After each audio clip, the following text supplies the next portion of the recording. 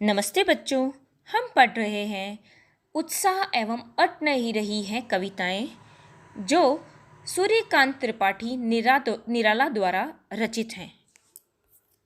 आइए पढ़ते हैं कवि का जीवन परिचय। सूर्यकांत त्रिपाठी निराला का जन्म बंगाल के महिषादल में सन 1899 में हुआ। वे मूलतः गढ़ाकोला उत्तर प्रदेश के निवासी थे। निराला की औपचारिक शिक्षा 9वीं कक्षा तक महिषादल में ही हुई। निराला का पारिवारिक जीवन दुखों में बीता। उनका देहांत हुआ 15 अक्टूबर 1961 ईस्वी में। इनके उपनाम हैं छायावाद का महेश, आधुनिक काल का गोरखनाथ, महाप्राण, ओढ़रदानी, छायावाद में कठिन काव्य का प्रेत। इनके बचपन का नाम सूर्य कुमार था, क्योंकि इनका जन्म रविवार को हुआ था। सूर्यकांत त्रिपाठी नाम रखा गया 1916 से 18 के बीच। इनके प्रमुख काव्य संग्रह हैं अनामिका, परिमल, गीतिका, तुलसीदास, कुकुरमुत्ता, अणिमा, बेला, नए पत्ते, अर्चना, आराधना, गीत गुंज, सांदी कांकली, अपरा इत्यादि। और प्रमुख कविताएं हैं राम की शक्ति पूजा, भिक्षुक, विधवा, बादल राग, वह तोड़ती पत्थर, संध्या सुंदरी, गर्म पकोड़े इत्यादि। साहित्यकारों के अनुसार इनकी प्रथम कविता जूही की कली थी, जो 1916 में लिखी गई थी और उसका प्रकाशन वर्ष है 1922। आइए पढ़ते हैं इनकी कविताएं उत्साह एवं अट नहीं रही। सर्वप्रथम हम लोग पढ़ेंगे कविता उत्साह। बादल निराला का प्रिय विषय है। कविता में बादल एक तरफ पीड़ित जन की आकांक्षा को पूरा करने वाला है, तो दूसरी तरफ वही बादल नई कल्पना और नए अंकुर के लिए क्रांति चेतना को संभव करने वाला है। कवि जीवन को बहुत व्यापक और समग्र दृष्टि से देखते हैं।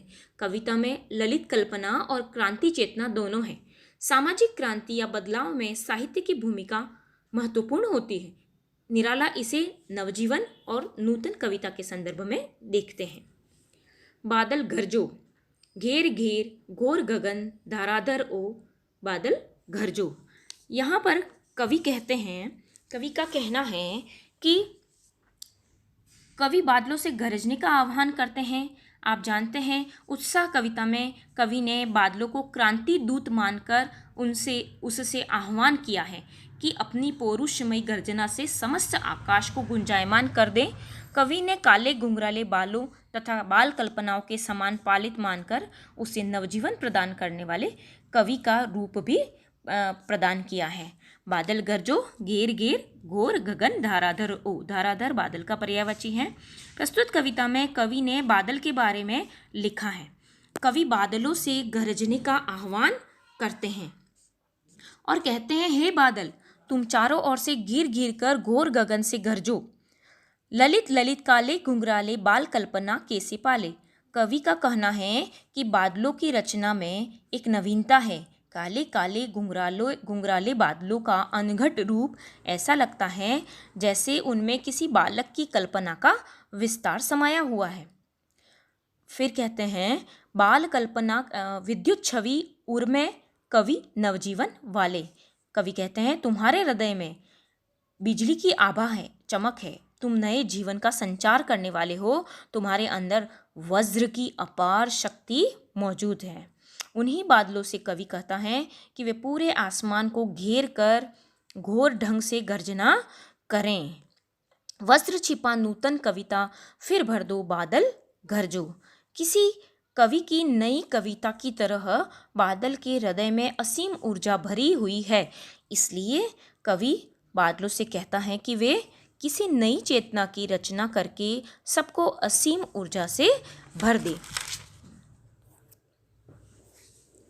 विकल विकल उन्मत्त थे उन्मत्त, विश्व के निदाघ के सकल जन। आए अज्ञात दिशा से अनंत की घन, तप्त धरा जल से फिर शीतल कर दो, बादल गरजो। बादल बरसने के लिए व्याकुल थे, अनमने थे।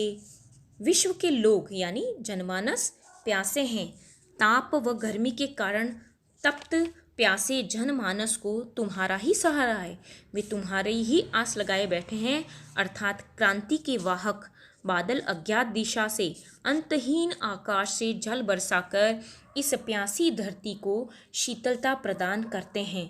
तपित धरती को जल बरसाकर शीतल कर दो, अर्थात एक और बादल अपने शीतल जल से जन जन की प्यास शांत करता है, तो दूसरी ओर यही बादल जो क्रांति का प्रतीक है, नई कल्पना, नई नवजीवन के अंकुर उगाएगा। इसी से क्रांति का सूत्रपात होगा।